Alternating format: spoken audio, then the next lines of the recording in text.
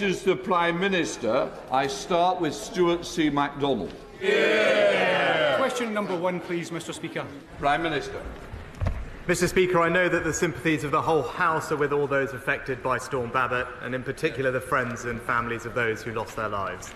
Mr. Speaker, this morning I had meetings with ministerial colleagues and others. In addition to my duties in this House, I shall have further such meetings later today. Stuart C. MacDonald.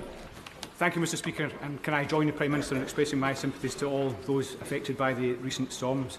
But, Mr. Speaker, 2 million people just cannot be sustained from 20-odd aid lorries. Utter catastrophe is being unleashed in Gaza. Doesn't the Prime Minister now see that only a humanitarian ceasefire can bring about the scale of emergency aid that is needed? Of course, Israel has a right to defend itself in line with international and humanitarian laws, but we must also speak out when those laws are breached. So surely he agrees that depriving 2 million civilians, 1 million children of food, of water, medicines and fuel is not in accordance with international law. Will he press Israel to restore the supply of these essentials for the sake of innocent civilians and the future of the entire region? Well, Mr. Speaker, it's important that we do everything we can to get humanitarian aid to those who need it in Gaza, which is why on Monday we announced a doubling of our international aid to the region, and why the Development Minister is actively engaged with our partners on the ground to ensure that that aid gets to those people as quickly as possible. Alberto Costa. Thank you, Mr. Speaker. Double child rapist and murderer Colin Pitchfork had yet another parole review hearing only a few weeks ago. I thank the Justice Secretary for having listened to me and engaged the reconsideration mechanism rule. Now, I know the Prime Minister doesn't have any decision-making role within the Independent Parole Board. It's independent of government, but it is a wing of the executive. It is not the judiciary. Now, does the Prime Minister agree with me that men who rape and brutally murder young women, as Mr Pitchfork did to Dawn Ashworth and Linda Mann in my constituency, does he agree that generally, as a point of principle, these sexual offenders should remain in prison for most of their natural lives? I agree with my honourable friend that the public should be confident that murderers and rapists will be kept behind bars for as long as is necessary to keep the public safe. And that's why we're reforming the parole system. Our Victims Bill will mean that minimising risk and protecting the public are the sole considerations in parole board decisions. It will also give the Justice Secretary the power to step in on behalf of the public and take a second look at decisions to release the most serious offenders, including murderers and rapists. And last week we announced that we will be introducing longer sentences for dangerous criminals. For the most heinous crimes, life will mean life. We come to the Leader of the Opposition, Keir Starmer. Can I join the Prime Minister in his comments about all those affected by these storms? Can I start by welcoming the new member for Mid-Bedfordshire? The first Labour MP ever to represent those beautiful towns and villages. He defied the odds, history and, of course, the fantasy Lib Dem bar charts.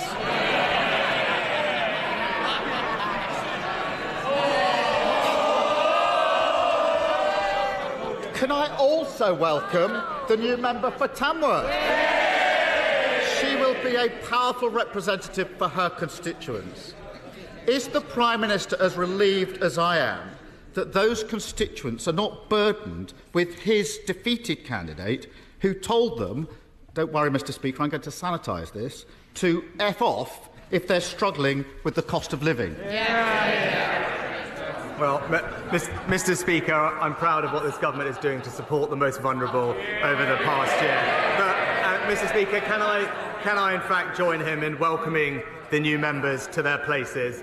After all, I suspect the new member for Mid-Beds may actually support me a little bit more than the last one.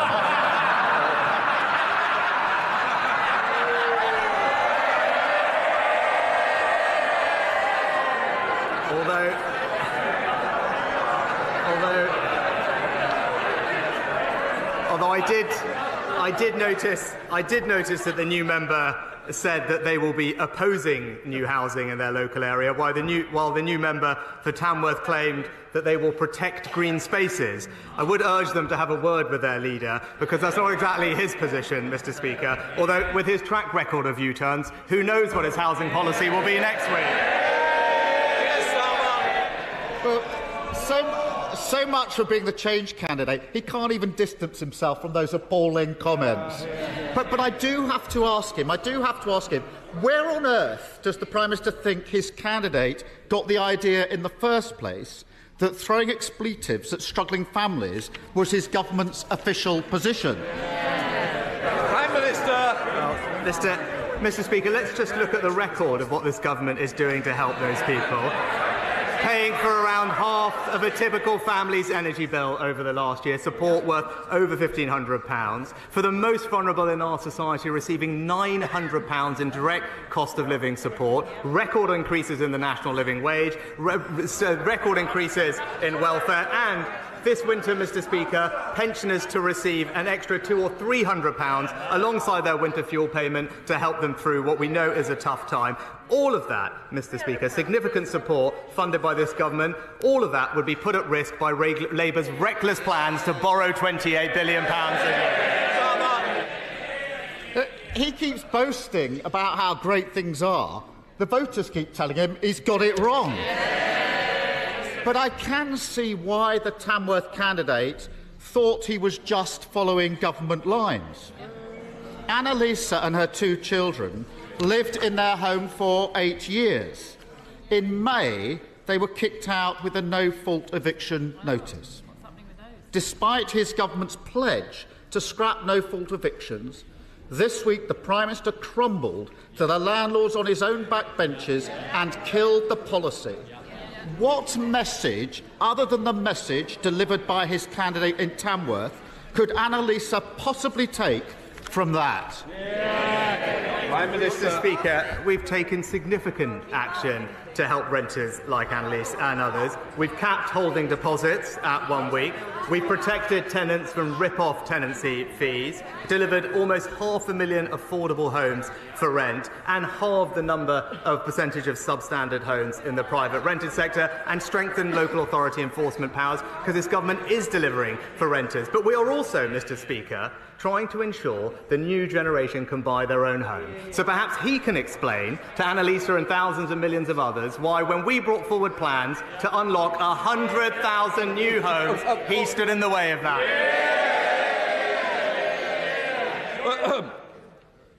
Just to say, it's Prime Minister's questions, not opposition questions. Keir Starmer. Sorry, Prime Minister. It is Prime Minister's questions. I don't need you nodding against my decision. Yes. Well, I'm sure Annalisa and her children who've now been evicted will take great comfort from that non-answer. Emma and her teenage son saw their mortgage go up by more than a quarter. Well, they may think this is funny. This is real life. After 16 years of dutifully paying their mortgage, for the first time she's having to choose between new shoes for her son and putting the heating on. All because his party crashed the economy, pushing mortgage rates to their highest levels in decades. He says ignore all that. Ignore the fact that the guilty men and women responsible are standing again as his candidates and still setting his policy. Can he not see why Emma might think that his party is telling them exactly where to go? Mr. Speaker, he keeps talking about the mini-budget. I won't ask him a question, Mr. Speaker. Well, I will just point out he did actually support 95% of the things in that mini-budget, which I didn't, Mr. Speaker. But again, he's had a whole summer to get on top of the details. He's still ignoring the fact that rising interest rates are a global challenge. They are at their highest level in America and Europe for more than 20 or 30 years. Mortgage rates have doubled in America, trebled in Europe. Now, what we do want to do to help mortgage holders is ensure that they can use the mortgage charter that we've agreed with the banks. And thanks to the steps that we've taken, someone with a £200,000 property with about £100,000 left on their mortgage could save over £350 a month and lock in a new deal 6 months before theirs ended, and repossessions will be prohibited for 12 months from the first missed payment. He might have missed that that policy is twice as generous as Labour's. Absolutely tone deaf. In every cafe, pub and supermarket in Britain having the same conversation. We can't afford that. Put it back on the shelf. It's too expensive. He is completely oblivious, just patting himself on the back. Emily and Jamie have worked hard and saving for years to buy their own home. They were nearly there last year, but he scrapped house building targets because his backbenchers pushed him around. House building has fallen off a cliff, shattering the simple dream of home ownership for people like Emily and Jamie. Can the Prime Minister now see that actually his candidate in Tamworth was just loyally following the party line? Prime Minister. Mr. Speaker, I think these prepared lines really aren't working for him anymore. He literally asked a question. He literally asked me a question about the support that we're providing for mortgage holders. I gave him the answer to that question, and then he read from his script to say that we hadn't answered the question. We're providing significant help for all these people. He's moved on to housing targets, but here's the record. 2.5 million additional homes. Housing starts double what we inherited from the Labour Party. Housing supply up 10%, on track to deliver 1 million new homes, and a record number of first-time buyers, Mr. Speaker. But again, he brings up his candidates in Tamworth and Mid-Beds. As we open this session, he's now saying he wants to build homes. Well, both of those candidates want to say that they want to block new homes in their constituency.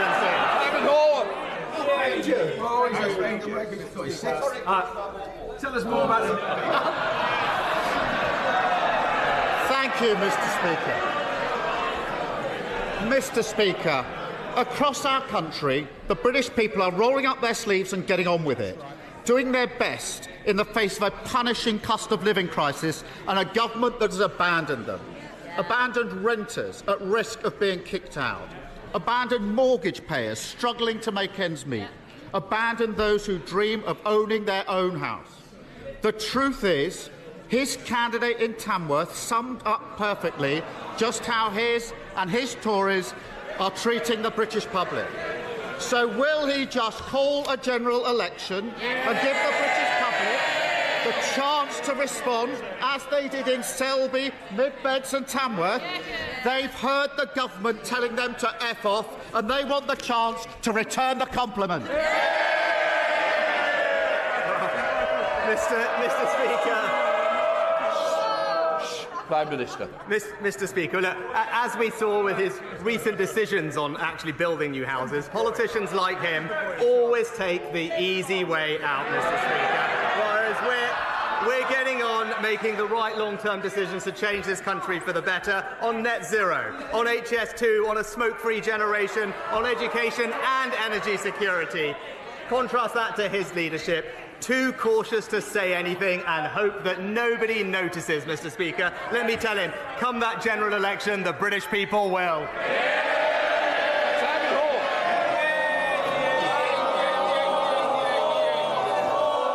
I said ho, not more. Ho. It's the first time I've been confused with the Leader of the Opposition, Mr. Speaker.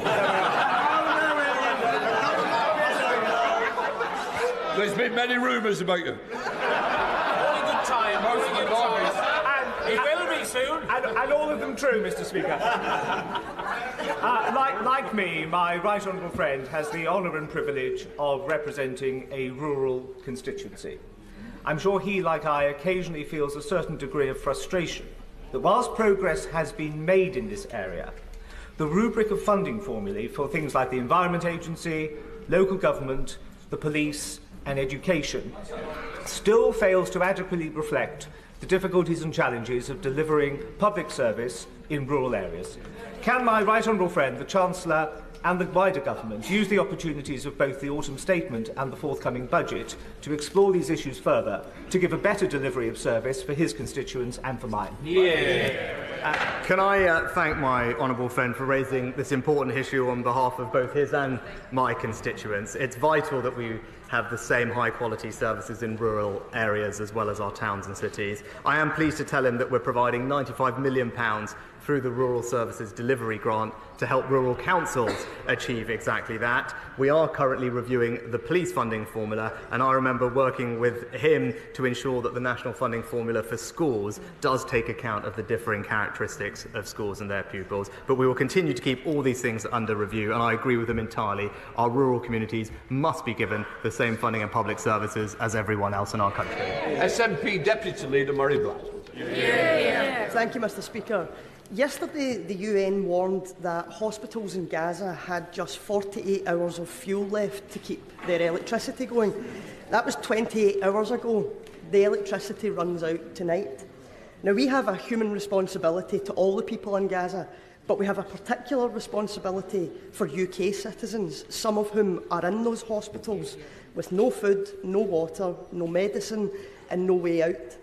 So I want to ask the Prime Minister, how much worse does the situation have to get before he will join us in calls for a humanitarian ceasefire? Mr. Speaker, from the start, we have said that the first and most important principle is that Israel has the right to defend itself under international law. Our support for that position is absolute and unchanged. But from the start, we have also said that we do want British nationals to be able to leave Gaza, and that we want hostages to be released and for humanitarian aid to get in. And we recognise that for all of that to happen, there has to be a safer environment, which of course necessitates specific pauses as distinct from a ceasefire. And we discussed this with partners yesterday evening at the United Nations. And we have also been consistently clear that everything must be done to protect civilians in line with international law and continue getting more aid flowing into Gaza. Murray Black. Mr. Speaker, the growing calls for a ceasefire is also about calming the situation in the broader region, especially the West Bank. UNICEF has reported over 2,000 fatalities and over 5,000 injured children since the conflict began due to unrelenting attacks. If we ignore this, we risk pouring petrol on a fire in a place that only requires a spark to ignite. Can the Prime Minister understand that joining calls for a ceasefire is now the best and maybe the only way to stop this conflict escalating beyond all control? Mr. Speaker, we do have to remember that Israel has suffered a shockingly brutal terrorist attack. Hamas is responsible for this conflict and has the right to protect itself in line with international law. As the UN Charter makes clear, we will continue to urge the Israelis to follow international law, whilst we also have to remember that Hamas cruelly embeds itself in civilian populations. But we are doing everything we can to get aid into the region. I'm pleased to say an RAF flight left the UK this morning for Egypt carrying 21 tonnes of aid for Gaza. The relief supplies include over 75,000 medical kits, solar lights, water filters for families and warehousing equipment. Our team are on the ground ready to receive. We will continue to do everything we can to increase the flow of aid, including fuel, into Gaza. Thank you, Mr. Speaker. In the matter of Wally's Quarry, my constituents in Newcastle-under-Lyme have been utterly let down and failed by the Environment Agency. Not only have they failed to prosecute a rogue operator for the repeated breaches of their permit, we now learn that all of their monitoring equipment for the last 7 years, including in your constituency, Mr. Speaker, has been grossly under-recording levels of hydrogen sulphide by a factor of approximately 2 or 3 times. That's the monitoring equipment that people have been relying on to tell them that their air is safe and clean to breathe. Given everything that's happened, we really need to see some proper action now. I've had enough with the EA, and my constituents have too. So will the Prime Minister do everything in his power to get a grip on this failing organisation? Well, my honourable friend is absolutely right to raise the concerns of his constituents. The Environment Agency's criminal investigation is ongoing, so I hope he can understand that I can't therefore comment further on it. But with regard to his concerns about the measurement inaccuracies, I have been assured and checked the Environment Agency is working swiftly to understand the scale of the problem. The Environment Secretary is currently monitoring the situation, and I have asked that she keeps my honourable friend regularly updated. Colin Eastwood. Mr Speaker, a few short months ago the world came to Belfast to celebrate the Good Friday Agreement. At the heart of that agreement was the realisation that we could not use violence as a tool for revenge or to achieve our political aims. As 1,400 Israelis and almost 6,000 Palestinians lay dying and dead, when will the Prime Minister say enough is enough? When will he call for a ceasefire? When will he tell Israel to stop meting out collective punishment on the people of Gaza? And when will he and other world leaders insist on a political solution that involves a Palestinian state for the Palestinian people? Well, Mr. Speaker, as I said, an important principle is that Israel does have the right to defend itself under international law to ensure that attacks like this, which were brutal and horrific for their citizens, can't happen again, and we continue to support that position. But as I said from the start, we've also wanted to ensure humanitarian aid can go in and hostages and nationals can come out. We recognise that that means there has to be a safer environment, which of course necessitates specific pauses as distinct from a ceasefire, and we discussed exactly this with our international partners yesterday at the United Nations and will continue to do so. And as I made clear on Monday, we have doubled down on our efforts to find a better future for the Palestinian people. It's been a feature of all our diplomacy in the region, and we will continue to give all our efforts to making that happen. Robin Moore. Thank you, Mr Speaker. For too long, Bradford Council have failed to represent the best interests of my constituents, whether it be their catastrophic failures on children's services, their inability to invest our own council tax back into Keighley and Ilkley, or their refusal to instigate a review into child sexual exploitation across the Bradford district. Local residents and I are fed up of being ignored by Bradford Council, and we want out. So will the Prime Minister meet with me to discuss my case for leaving Bradford Council and creating our own unitary authority which better represents Keighley and Ilkley, putting our priorities first? Prime Minister. Well, Mr. Speaker, I know my honourable friend is a passionate campaigner on this issue, indeed even introducing a private members' bill earlier on it this year, and I agree with him that his council should be working to ensure that it delivers good services for all its residents, including his constituents. I will certainly arrange for the relevant minister to discuss his concerns further, and as he didn't do it, maybe I can plug his event this afternoon, I believe, in the Jubilee Room, the Keighley and Ilkley showcase, where perhaps the Minister can come to discuss it in person then. Graham Morris. It's just a year ago now that the new Prime Minister promised to unite our country, not with words, but with action. Quite rightly, voters make a judgment on actions. But in my constituency, as in many others, the Prime Minister hasn't delivered on his promises. Arbroath House in Easington Colliery is a GP practice without the funding to deliver basic community health services. Communities like Shotton, South Hetton, Hassel and Horden lack the police officers to tackle crime and antisocial behaviour. We see sewage being dumped on our coastline at Seaham and Blackhall without prosecution of the privatised water companies. We see investment for levelling up blocked for Horden. When will the Prime Minister call a general election and let Labour rise to the task of rebuilding Britain? Prime Minister. Mr. Speaker, the honourable gentleman raised crime. I'm pleased to say that crime is now down by over 50% since Labour were last in office, and that includes significant reductions in antisocial behaviour, which you mentioned. And indeed, earlier this year, not only did we meet our pledge to deliver 20,000 more police officers, a record number on our streets, our antisocial behaviour plan is already making a difference, delivering immediate justice and clamping down on that type of activity. Kate Knight. Thank you, Mr. Speaker. I rightly support the government's plans to build more homes and ease housing shortages. However, I have significant concerns about the impacts of developments on our ageing drainage systems and the potential risks that this poses for flooding, as we're seeing in places like the Hazel Walls development in Uttoxeter. What steps will the government take to ensure that as more houses are built, existing infrastructure is also upgraded and maintained by local authorities to ensure it's not overwhelmed with additional use and less permeable surfaces?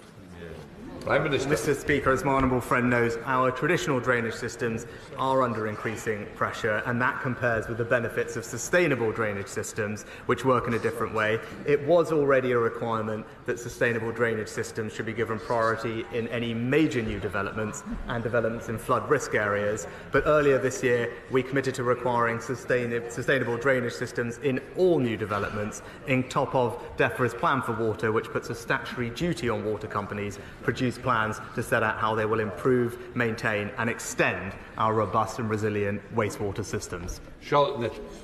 Thank you, Mr. Speaker. This morning I hosted the MS Society and people living with multiple sclerosis to hear about their experiences accessing personal independence payments. 10 years on from its introduction, people with MS and other fluctuating conditions are still too often being denied the support that they deserve to manage the extra costs of their condition and to retain their independence for longer. 22,524 people with MS have signed a petition calling for a full review of PIP for fluctuating conditions, which is on its way to Downing Street right now. Will the Prime Minister listen to their call? Mr. Speaker, I'm very sorry to hear about the experiences of those suffering with MS that she mentions. I'll ensure the Work and Pension Secretary looks at their concerns and writes to the Honourable Lady. Sir Peter Bottomley, Father of the House. We know some duck serious questions today, aiming for electoral advantage in the future. Can I note that the Prime Minister prefers to take decisions that will benefit the country now in the longer term, so that we can have more jobs, better education and a shared prosperity? Prime Minister.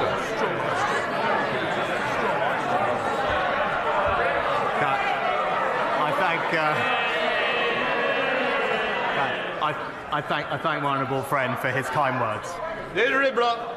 Mr. Speaker, while the final report of the infected blood inquiry has been postponed until March, Sir Brian Langstaff, the independent chair, has already published his recommendations on compensation for victims of that scandal.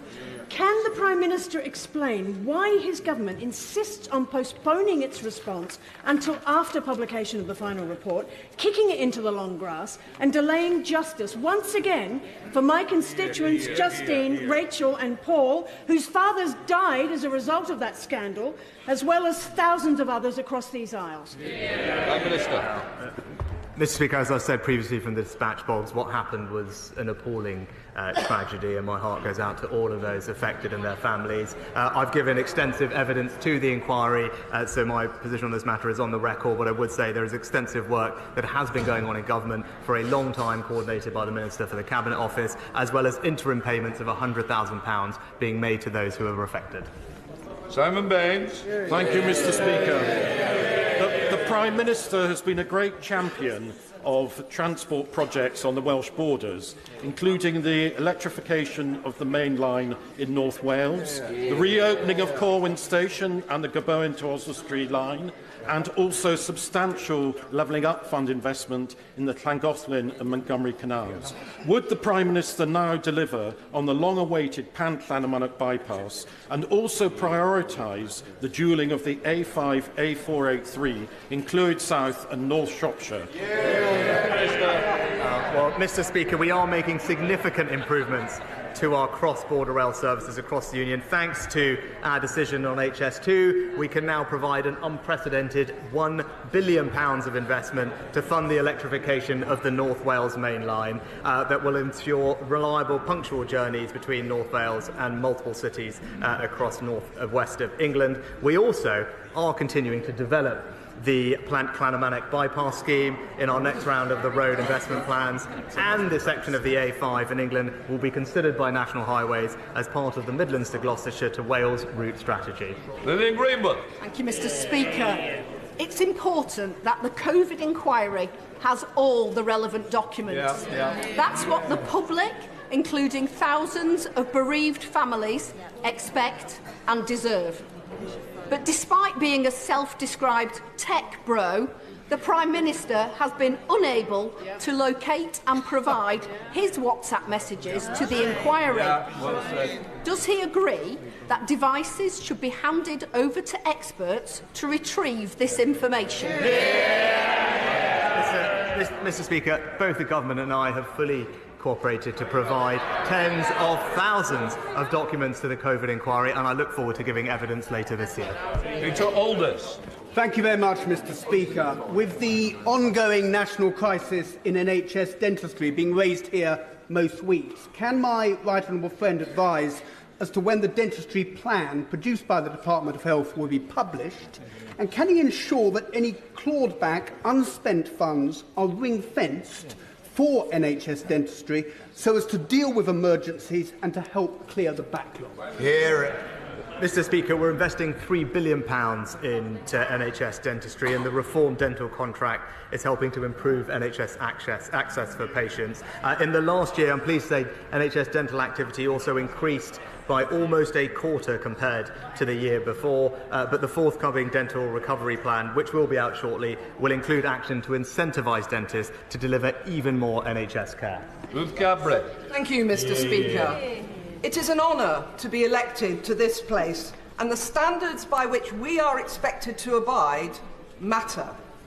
So does the Prime Minister accept that it was ill-judged for him to fail to declare to Parliament that companies linked to his wife had benefited to the tune of £2 million from a fund he had set up as Chancellor? Will he correct the record now? Shocking. Mr. Speaker, it's worth bearing in mind that the Labour frontbenchers backed the Future Fund when it was introduced. Indeed, they were calling for more funding for it, not less. The House will be aware of my wife's shareholdings in various British start-ups, so that's her career, which are on the record, and I'm happy to put on the record again. But it is worth bearing in mind that the Future Fund helped over 1,200 different companies. Neither the government nor the British Business Bank chose any of those specific investments. It was open to any British firm that met the criteria. Thank you, Mr. Speaker. The UK is at risk of being left behind on hydrogen engines, hydrogen ice. The EU and the USA are now recognising hydrogen combustion engines as zero emissions and are supporting their industries as all viable zero carbon technologies will be needed, particularly for our HGVs, according to the RHA. So I'm working with Borg Warner Fenia on ice and many MPs because this is crucial for UK jobs, skills and manufacturing. Will my right honourable friend commit to urgently extending the scope of the Automotive Transformation Fund industrialisation grants to include hydrogen engines so we win the ice race? Well, Mr. Speaker, the government is determined to ensure that the UK remains one of the best locations in the world for automotive manufacturing. Hydrogen fuel cells and their upstream supply chain are already in scope of the ATF, and support for this fund has enabled Johnson Matthey's £60 million investment in Hertfordshire to develop hydrogen technologies. But I am told by the Minister that DBT are continuing to look at the future possibilities for renewable hydrogen and will consider the fund's eligibility in light of the new developments in this space. Yasmin Qureshi. Thank you, Mr. Speaker. There's an email in my inbox from a constituent who has family in Gaza. It reads, "My heart can't handle this anymore. We are being massacred, relentlessly bombed, homes are being destroyed, no water, no food, no electricity. Save the Children reported that one child is killed every 15 minutes. And as I speak, the lives of 130 babies in incubators are in danger if fuel does not reach their hospital in time.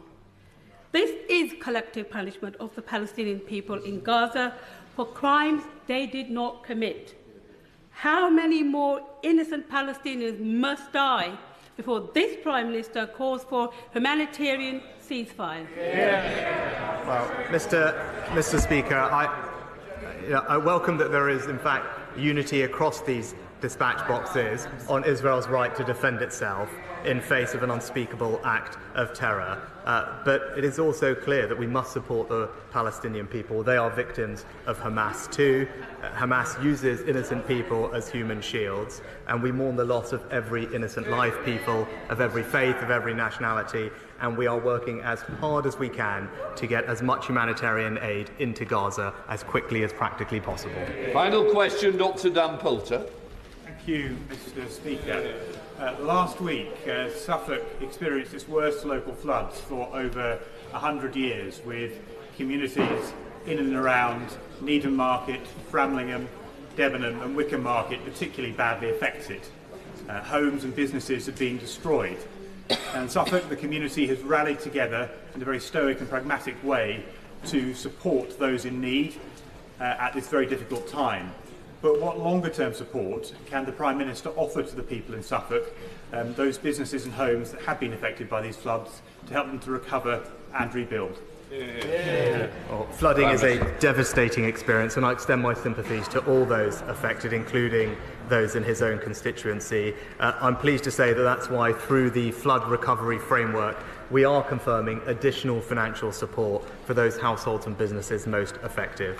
This will include a £500 grant for households, council tax discounts and business rates relief of up to 100% for 3 months. Small and medium-sized businesses will also be eligible for £2,500 business recovery grant and up to £5,000 grants for flooded homes to make them more resilient for future flooding. We recognise the heroic efforts, Mr. Speaker, of local councils like his and emergency responders everywhere who have been working tirelessly in affected areas. They have our thanks, and we also stand ready to consider any requests from councils for support in their recovery efforts. Just let me. That completes questions. I'll come to point one in a second. There was one.